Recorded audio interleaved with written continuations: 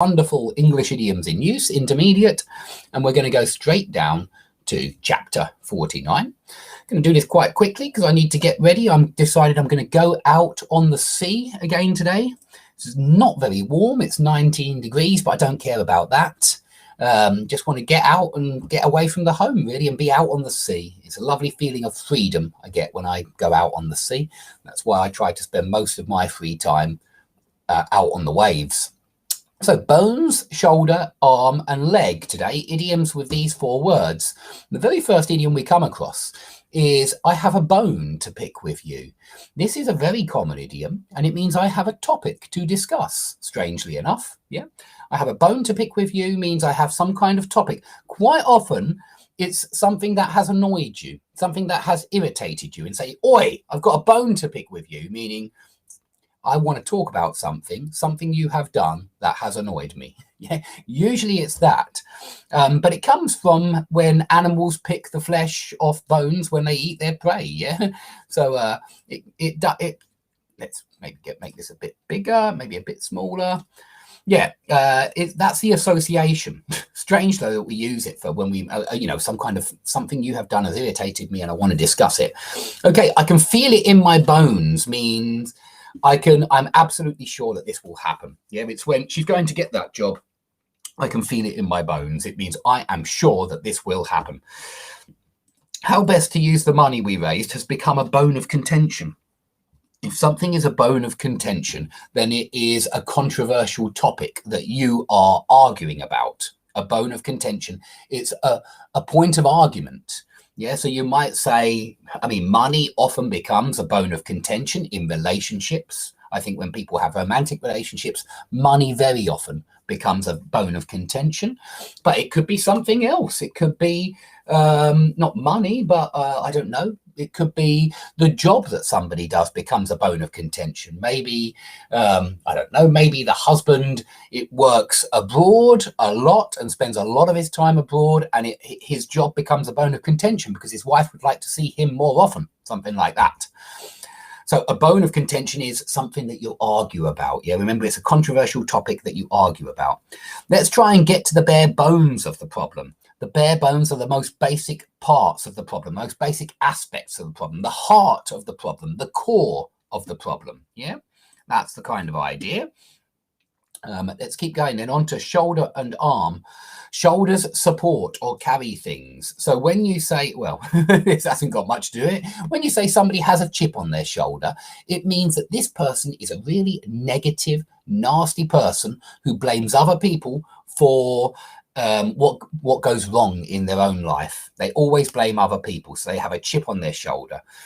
So here she has a chip on her shoulder about not being promoted. Yeah, so not getting promoted has made her angry, and it means that she's become resentful towards other people. Beth, can I talk to you? I'm having a horrible time and I need a shoulder to cry on. If you need a shoulder to cry on, you need somebody to give you sympathy, somebody to give you support.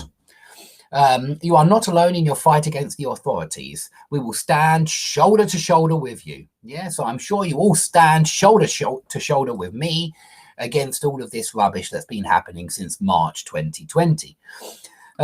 Maybe not all of you, but I'm sure some of you stand shoulder to shoulder with me. I didn't have much success trying to get to know that good-looking guy at the party. He gave me the cold shoulder. If you give somebody the cold shoulder, you treat them in an unfriendly or cold way for no obvious reason. It means you ignore them in some ways. You don't even bother taking any notice of them, and you react very cold, very unfriendly. Okay, main association, arms hold or control things.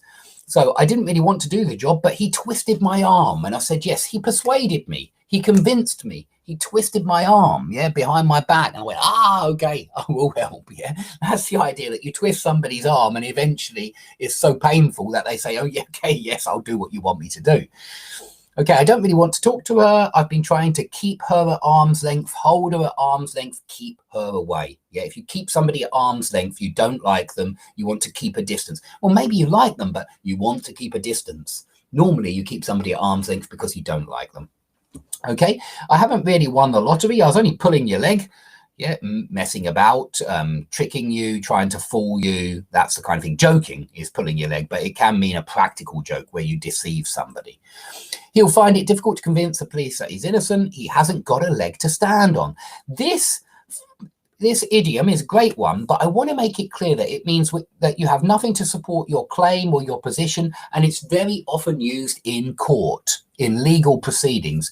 I just found it in a student's essay recently, and it was really inappropriate because it wasn't about legal issues. It wasn't used like that, and it sounds very informal anyway in an academic essay. Although I suppose an academic essay about law, it wouldn't sound so out of place at all, because it's certainly used in legal terms most of the time. So, you know, you would say the defense hasn't got a leg to stand on, or the defendant hasn't got a leg to stand on, because there is so much evidence against him. Yeah, and his alibi is rubbish. Yeah, you know, you can see that the alibi it's a weak alibi.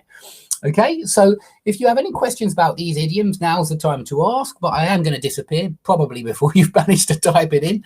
But please do keep coming back to the channel, keep supporting me for all of the classes that I'm going to put online, and keep coming to my website to see these classes, guys. I can't guarantee they'll always be on YouTube. I can't guarantee they won't take them down. Yeah, I might take them down if I just want you to go to my website. That's why I take them down, yeah, because I'm trying to encourage you to find me on other platforms, so that when I lose my YouTube chat platform and it gets taken away from me, you'll still have somewhere to come to find the videos. Okay, so please, you can find me on Odyssey, but you can also find me on vk.com, and I will constantly endeavor to put myself on new platforms, so I won't be a stranger. But please do try to follow where I'm putting this stuff, and most of the time it's my website that's my main area online.